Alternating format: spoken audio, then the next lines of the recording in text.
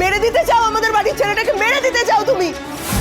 তাই চায় তো, তাই চায়। আমার স্বামী গেছে, মেয়ে গেছে, এখন আমার ছেলেটাকেও। এমন কথা বলবেন না, আমি কখনো এমন চাইনি। এত ভয় পাবেন না, আমি মিস্টার সিংহ রায়ের মুখ দেখিনি।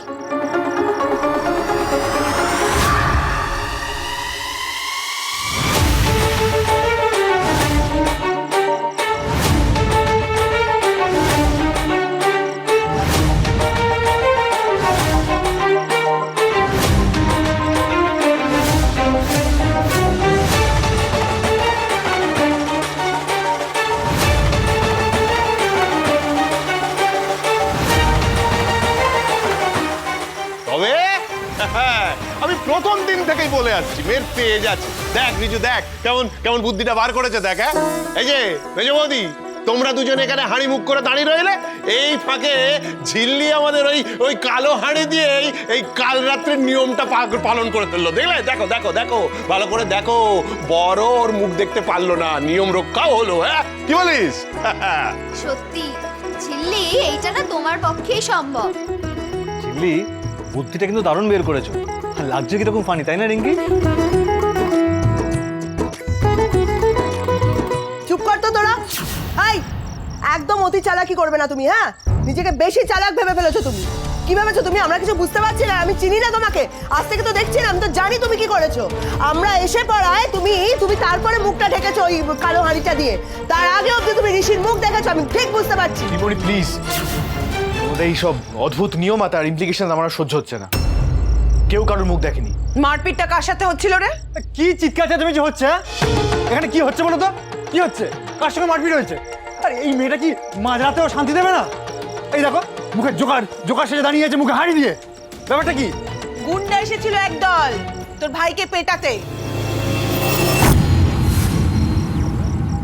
মেজমা, হ্যাঁ, শুধু পেটাতে নয়, আমাদের এই তেঁতুল পাতা বাড়ির সব থেকে আদর্শ ছেলে ঋষিরাজ সিংহ রায়কে একটা উপাধি দিতেও এসেছিল। এই দেখো, অন্যের বউচোর ঋষিরাজ সিংহ রায় হইতে সাবধান।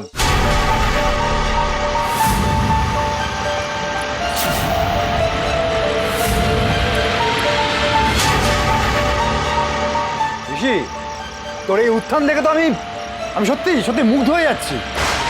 হাততালি দাও সবাই, হাততালি দাও আমাদের ঋষিবাবুর জন্য।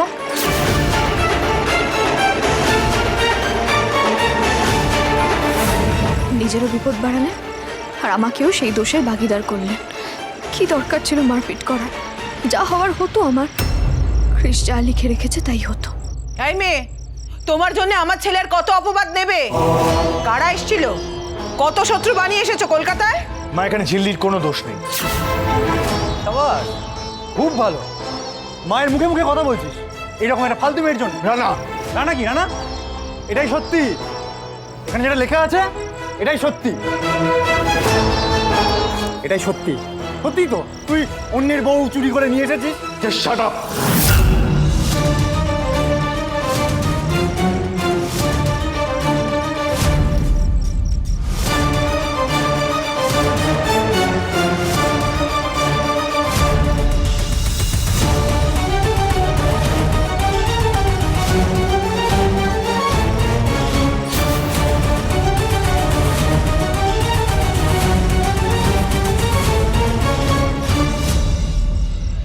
দেখতে পাচ্ছিস তো, আমার কাছে এই পোস্টারের ভ্যালু এটাই।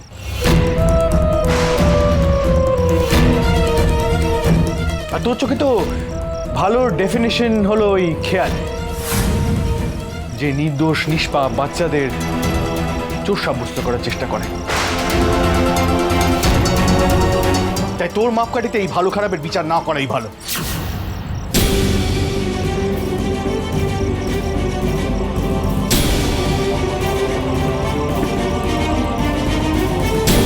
প্লিজ, আমি হাত জোর করছি, আপনারা দুজনে আমার জন্য নিজেদের মধ্যে ঝামেলা করবেন না। নাটক করো না তুমি, একদম নাটক করো না। তুমি তো এই বাড়িতে এসে থেকে এটাই করছো।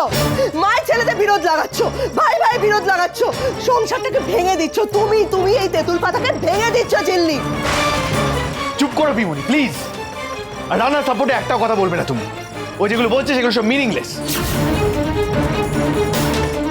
মায়ের জেদ যখন মায়ের কন্ট্রোলে আসবে তখন আমি মায়ের সাথে কথা বলবো, তার আগে নয়।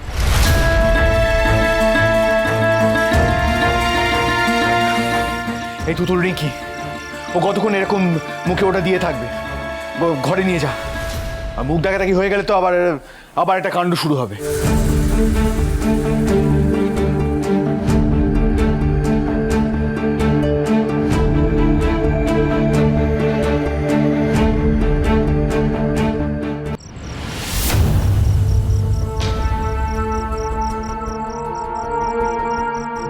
ঝিল্লি, এবার বলো তো ওরা কারা ছিল? ওই বিবাহিত ছেলেটা যার সাথে আমার সৎ মা আমার বিয়ে দিয়ে আমায় বিদেশে পাঠাতে চেয়েছিল। ওরে বাবা, কি সাংঘাতিক! পুরো এই অবধি চলে এলো। হ্যাঁ সেটাই তো। আর মিস্টার সিংহ রায়কে তো কিছু বোঝানো যায় না, না? উনি গিয়েই একটা মারপিট লাগিয়ে দিলেন। সে হয়তো তোমার দিকে কেউ চোখ তুলে তাকালে সহ্য করতে পারে না।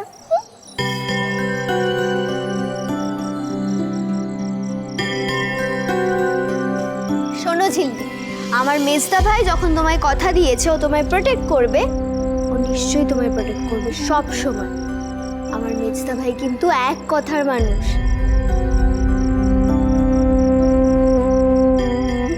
হ্যাঁ, আবার একটা দয়া। বেচারি ঝিল্লি চৌধুরীকে বাঁচিয়ে আবারও একবার মহান হলেন মিস্টার সিংহ রায়। আর উনি এই দয়া করতে গিয়ে নিজের সব কাছের মানুষদের দূরে সরাচ্ছেন, এমনকি নিজের মাকেও।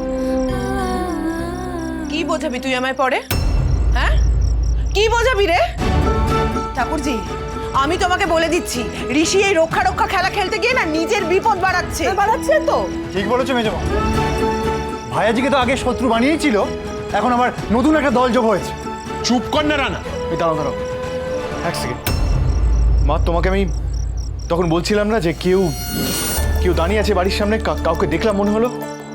ও তার মানে এই ছেলেটাই ওখানে দাঁড়িয়ে ছিল বাড়ির দিকে নজর দিয়ে। অবলাদাকে তখন বললে একেবারে হাতে নাতে ধরতো। আমায় একটু দয়া কর, তুই দয়া কর। বাইরের লোকের কথা অনেক ভেবেছিস, এবার আমার কথা, তুই নিজের মায়ের কথাটা ভাব। দয়া করে এখন বাড়িতে পুলিশ ঢোকাস না। ভয় আমার হাত পা কাঁপছে। হাত পা কাঁপার আরো বাকি আছে মেজো বৌদি, ভয় পাওয়ার আরো বাকি আছে। তুমি দেখো, মিলিয়ে নিও, যে গেছে, যে পালিয়ে গেল, সে আবার আসবে। আরে বাবা, ঋষি একটা ছেলের বউকে চুরি করে নিয়ে এসেছে বিয়ে করে। ছেড়ে দেবে নাকি এত সহজে? একটা অন্যায় জুলুমবাজি বিয়ে থেকে তুলে এনেছি, তাই আমি মনে করি আমি কোনো ভুল করি। তার মানে এইরকম অসামাজিক কাজ এবার প্রতিনিয়ত তেঁতুল পাতা হতেই থাকবে, তাই তো? আর তুই ওদের সঙ্গে মারপিট করে যাবি। ঋষি, আমার কাজকর্ম নিয়ে তো তুই সমালোচনা করেই থাকিস, এবার একটু নিজের দিকে তাকা। এই রানা, শোন, আমি যদ্দূর ঋষিকে চিনি, আমি ভালো করে জানি যে কোনোদিন গায়ে পড়ে কারোর সঙ্গে মারপিট করতে পারে না, বুঝেছিস? ঝামেলা যখন মিটে গেছে, যা নিজের ঘরে যা, শুকে যা।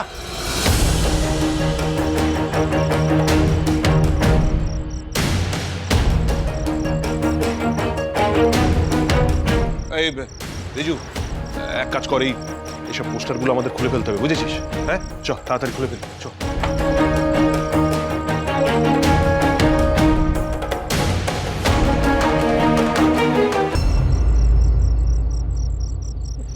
আন্টি, আমি চুপ, একদম চুপ। আর একটাও কথা বলবে না তুমি।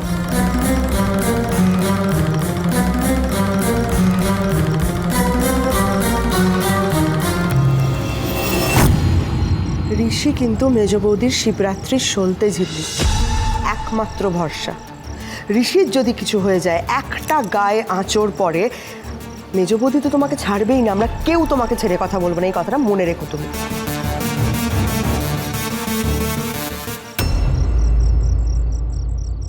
কি হলো? আপর দাঁড়িয়ে আছো কেন? যাও, ভেতরে যাও।